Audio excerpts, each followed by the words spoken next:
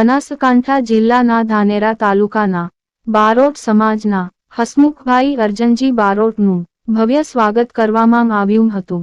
ધાનેરા તાલુકાના માલોત્રા ગામે બારોટ સમાજના યુવાનને આર્મીમાં નોકરી મળતા ગ્રામજનોએ તેનું ભવ્ય સ્વાગત કરવામાં આવ્યું હતું।